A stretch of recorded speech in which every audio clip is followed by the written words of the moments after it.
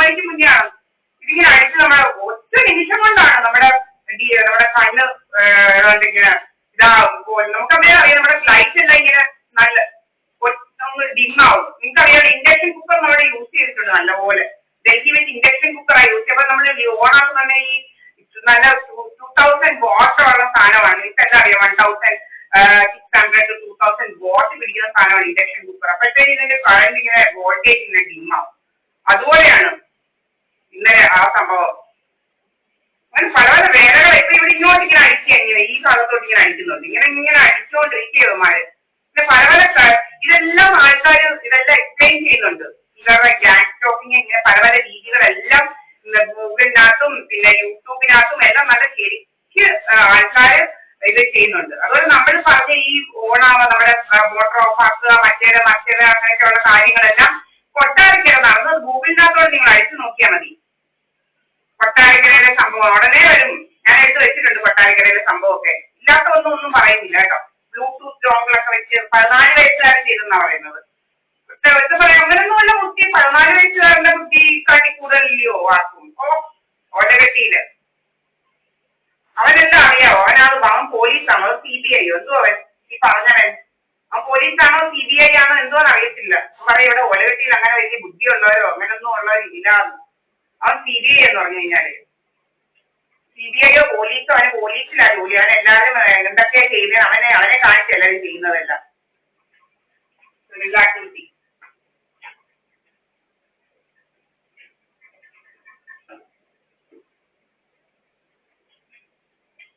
പിന്നെ നമ്മുടെ വസ്തു പോലത്തെ ചോദിക്കുന്ന അനീഷ് എന്ന് പറയുന്നത് നെൽപ്പാടമാണോ ചേച്ചി? നെൽപ്പാടം ഞാൻ യൂട്യൂബിനകത്തും എല്ലാം നമ്മുടെ ഇതാക്കിയിട്ടുണ്ട്, അപ്ലോഡ് ചെയ്തിട്ടുണ്ട്. അത് മാത്രം തെങ്ങുംപുരയുടെ വേണ്ട.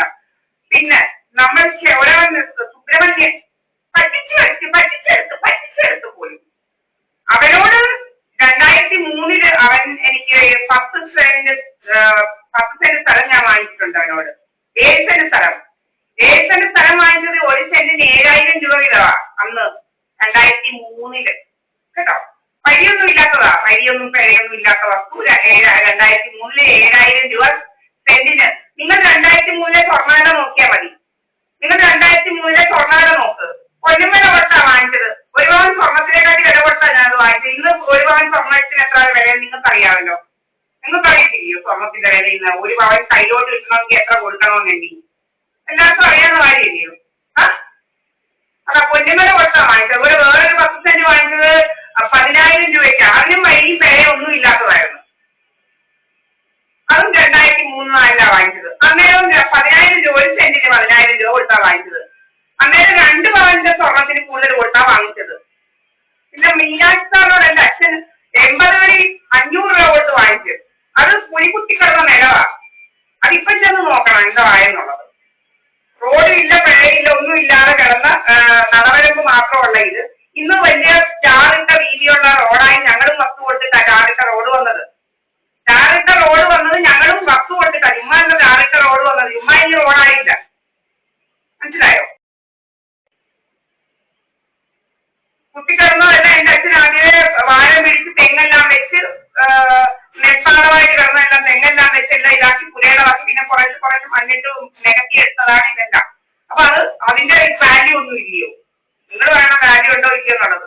അന്നത്തെ കാലത്ത് ചുമ്മാ കിടന്ന കുഴികുത്തി കിടന്ന നെൽപ്പാടത്തിന് ആ സെന്റിന് 500 രൂപയുടെ 80 കളി വാങ്ങിച്ചു 80, 83 രൂപ വാങ്ങിച്ചത്. എത്ര ഉണ്ടെന്ന് നിങ്ങളിപ്പോ ആലോചിക്കണം. ഇപ്പൊ അന്നത്തെ ഇതും ഇന്നത്തെ ഇതും തമ്മിൽ ഡിഫറൻസ് വേറെയും ഉണ്ട്. റോഡ് വന്നു, ആദ്യം ഇത്രയും രീതിയുള്ള റോഡ് വന്നു, പിന്നെ ഇത്രയുമായി, പിന്നെ വലിയ റോഡായി, ഇപ്പൊ ചാവി ചെയ്ത് അങ്ങനെ പല പല കണക്ട് ചെയ്യുന്ന രീതിയിലായ റോഡുകൾ. മനസ്സിലായോ? അപ്പൊ അതിനനുസരിച്ചുള്ള വാല്യൂ കൂടും. അന്ന് വെറും ഇത്രയും കൊടുത്തപ്പോ ഇന്ന് 3, 4, 5 പവന്റെ വില 1 സെന്റിനുണ്ട്. ചുമ്മാ ആരും കൊടുക്കാതിരിക്കുകയല്ല.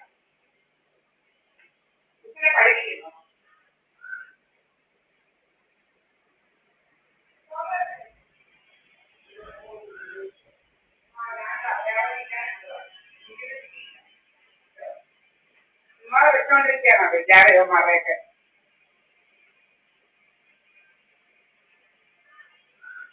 കാശ് ഇങ്ങോട്ട് എണ്ണി കൊടുത്തിട്ടാ വാങ്ങിച്ചത്. ഉമ്മ അല്ല വാങ്ങിച്ചത്. ചിലർക്കൊക്കെ വിചാരമാണ് ഉമ്മ നിൽക്കിയത്.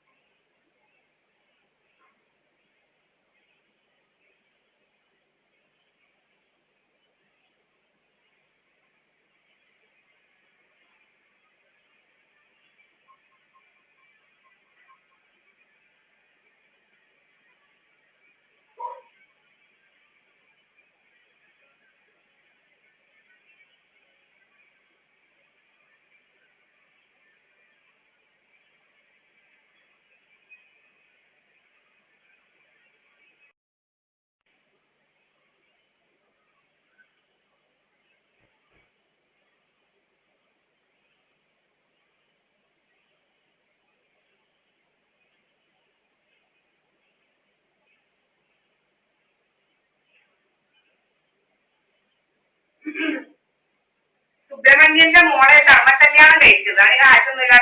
കല്യാണം കഴിച്ചപ്പോഴേ ഒരു ജയശ്രീ എന്ന് പറയുന്ന ഒരു ഡോക്യുമെന്റ് റൈറ്റർ എന്റെ ബന്ധുവാണ്. അവരാണ് സ്വർണ്ണം ഏർപ്പാട് ചെയ്ത് കൊടുത്തത്.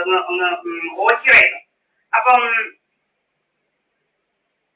അന്നേരം പറയുന്ന കേൾക്കാം, പ്രധാനമന്ത്രിക്കാർ ചോദിച്ചത് ജയശ്രീയോട് എന്തിനാണ് അവർക്ക് സ്വർണ്ണമൊക്കെ ഏർപ്പാട് ചെയ്ത് കൊടുത്തത്. അങ്ങനെ അവള് സ്വർണ്ണം ഇട്ടുകൊണ്ടൊക്കെ പോയി കല്യാണം കഴിച്ചു. സിനി എന്ന് പറയുന്നവള്, ഇവന്റെ മോളെന്ന് പറയുന്നവൾ സുബ്രഹ്മണ്യന്റെ വലിയ ഇപ്പോഴത്തെ വലിയ കുത്തമ്മണക്കാരൻ.